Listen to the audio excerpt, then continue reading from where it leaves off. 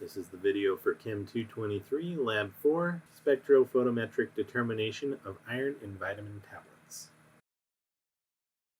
For this lab, the iron standard has already been prepared for you. So we'll start by dispensing 10 mL of this standard into a beaker. The iron solution is highly acidic. However, to get optimal complexing between the iron and the ofenanthrline, we'll need the solution at a pH of about 4.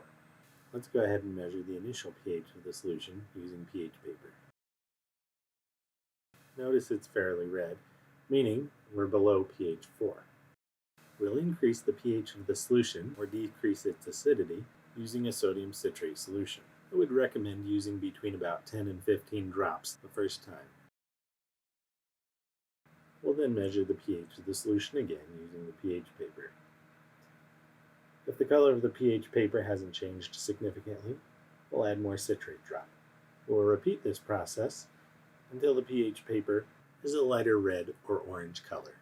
The pH paper bottle has a color code on its side that you can compare to determine the pH of your solution. Since having an exact pH of 4 is not critical, it's okay to add several droplets the first time and 1 or 2 droplets every time after that. This will get you close enough to pH 4 to get good complexing between the iron and the ofenanthrline.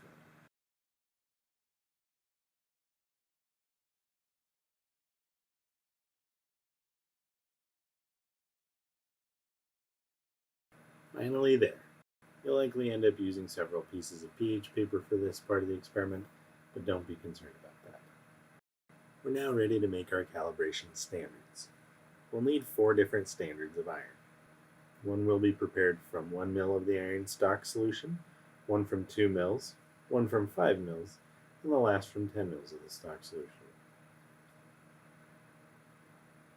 Each member of the group should make 1 or 2 of these, so not everyone has to make all 4. We'll then add citrate to each standard. Scale the amount of citrate in each standard to the amount of iron in each standard.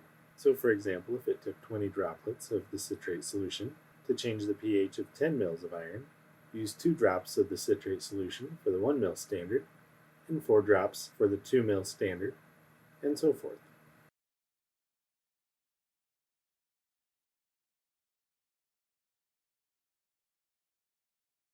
We'll also need a blank for the UV-Vis analysis.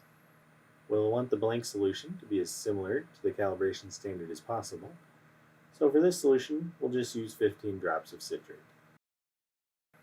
We'll then need to add 2 ml of hydroquinone to each standard, including the blank.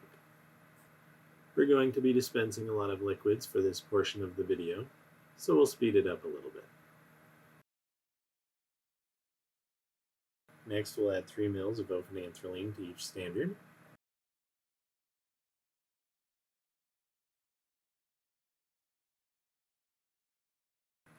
And then we'll dilute each of the standards with water up to the 100 ml mark.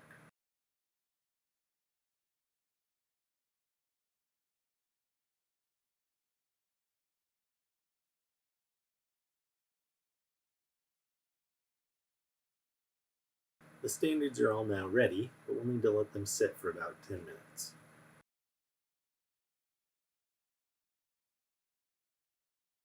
This part's pretty exciting.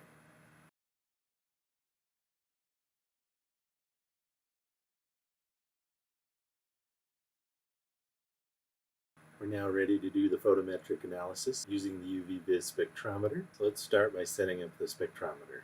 You're going to want to go and click on the rainbow button in the upper left corner. We'll then click on Absorbance Concentration, Absorbance Only, hit Next. What we see in this right window is our signal. The red line is our actual signal, and the blue line that you see is the saturation limit. So above that, the instrument can't actually detect any signal. So we're going to have to decrease how long the instrument collects signal for, which will decrease the intensity of our signal. To do that, we come up to this integration time, and we can lower that until the red line is below the blue line. This software actually also has this automatic button, and if we click that, it'll lower it down below the blue line by itself. We can now hit the next button, which will take us to this screen, and this screen will collect the spectrum for our blank. Go ahead and grab a cuvette from the white styrofoam box. Be sure to only grab it by the top, especially if you're not wearing gloves. You don't want to leave fingerprints on the bottom of the cuvette where the light will be traveling through it. Remove the lid from the cuvette, and then fill the cuvette with your blank standard. We're not looking for an exact volume. We just want the solution level near the top of the cuvette so that the light will be sure to pass through it. And again, when you pick up the cuvette, make sure to grab it on the top and preferably on the sides where the light will not be passing through. You can now load the cuvette into the black box on the spectrophotometer. The intensity may drop a little as you load your blank.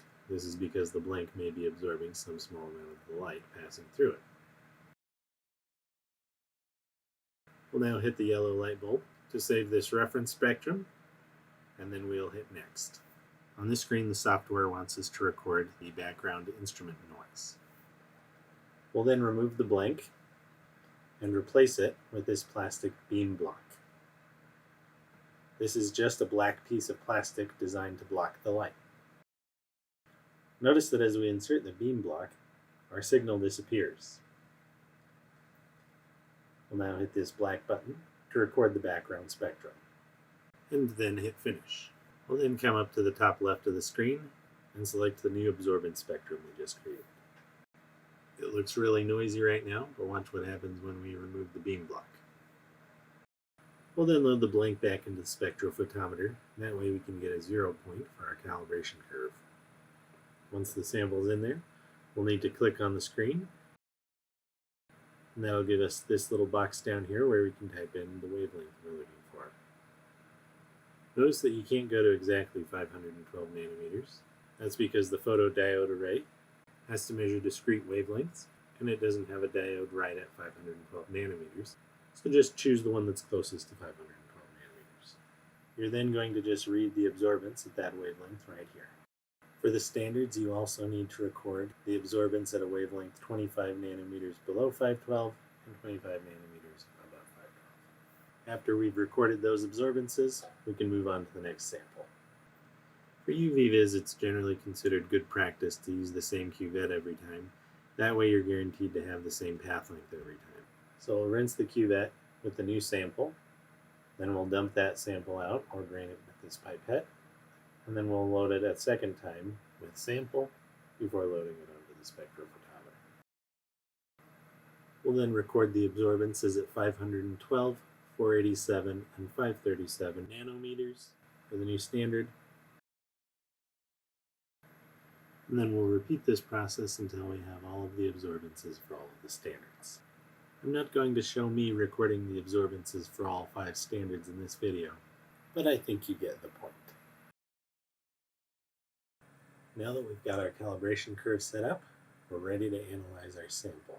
Start by putting your tablet in a mortar and crushing it with a pestle. We'll then dump the tablet powder into a beaker, and then we'll rinse our mortar and pestle with water and dump that into the beaker as well. We'll now add a stir bar to the beaker and 25 mL of 6 molar HCl. Notice that with the HCl we're not trying to be quantitative, so you're fine to use a graduated cylinder to measure out that volume. We'll then bring the solution to a boil. We'll let it boil for approximately 15 minutes. Make sure you boil the solution in a downdraft hood. Otherwise, the acidic fumes will drift into the air and be noxious. Also make sure your stir bar is spinning. This will help control the rate of boiling. Make sure not to boil off all of the solution. If your volume is getting low, you can stop the boiling early.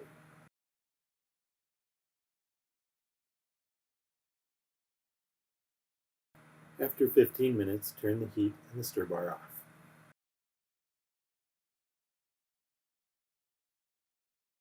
You can then remove the beaker from the hot plate and set it on the counter to cool. A folded paper towel can act as a hot pad. Make sure to keep the beaker right in front of the stir plate. That way the fumes can still drift into the downdraft hood. Once fumes stop billowing out of the beaker, you can pour the contents of the beaker into a volumetric flask. However, we don't want binding agents from the tablet or any other solids possibly still in the contents of the beaker going into the flask. So we'll have to filter these contents. Let's start by talking about how to put filter paper into a funnel. You'll start by folding the filter paper in half. You'll then fold it in half one more time. You'll then open one side of the filter paper.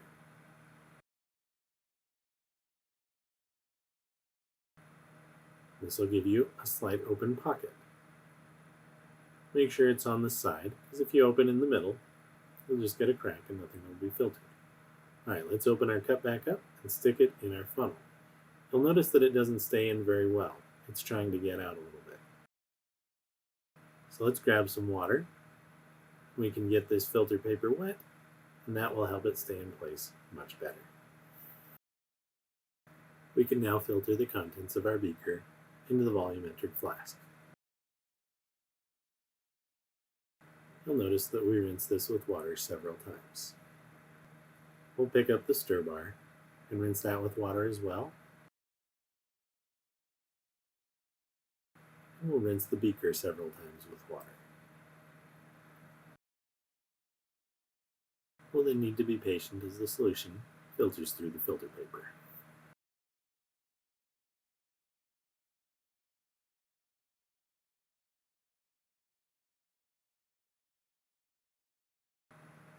We'll then take the volumetric flask and fill it with water. We'll now take 5 ml of our unknown solution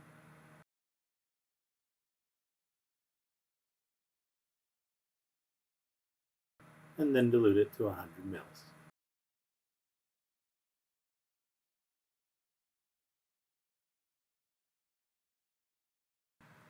We're now going to take 10 ml of the diluted sample and add it to a beaker. We're doing this so we can figure out how many citrate drops we're going to need to add to that 10 ml to get to a pH of about 4. We're going to do this the same way we got the last solution to pH 4. We're going to add citrate drops and measure the pH with pH paper.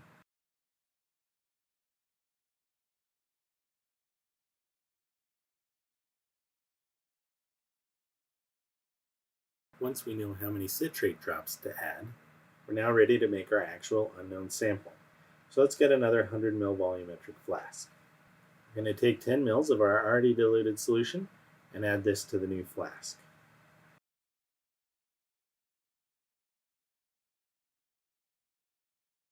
We're then going to add our citrate drops, 2 ml of hydroquinone, 3 ml of ophenanthroline,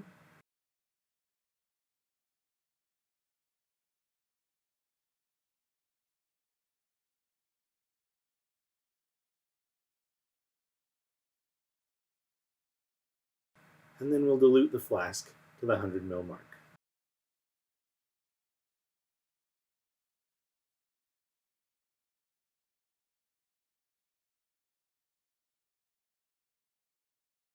Our sample is now ready for analysis. We're going to set the spectrophotometer up the same way we did last time. We're going to click on this rainbow button in the upper left corner, select Absorbance, Absorbance Only, and hit Next. We're going to adjust the signal by hitting the automatic button. That'll bring the red line under the blue line. We'll then hit Next. We'll now need to acquire a spectrum for our blank sample. It's a good idea to save the blank from your calibration step, but if you forgot to save it, you can always remake the blank. Let's go ahead and throw that blank into the black box on the spectrophotometer. We can now click on the yellow light bulb. That will save the spectrum for our blank. And now we can hit Next. Here, of course, it wants us to record the instrument noise. So let's go ahead and switch the blank out for the black plastic block. We can then come back to the software and click on the black light bulb. That'll save a spectrum with the instrument noise, and we can hit Finish. Now let's come up here and select the absorbance spectrum we just created. We'll remove the black plastic block and reload our blank. We'll then have to click on the spectrum to open up this box down here where we can manipulate which wavelength we're looking for. Don't forget to record the absorbance, but for the unknown you only need to record the absorbance at 512 nanometers. You don't need the absorbances at the other two wavelengths. Now let's go ahead and load the unknown into the spectrophotometer and measure its absorbance. I'm not going to show you the absorbance I got because I don't want you obsessing over it. There are multiple unknowns for this lab, each with a slightly different absorbance. So if you did all of the steps correctly, feel confident in the value you measured.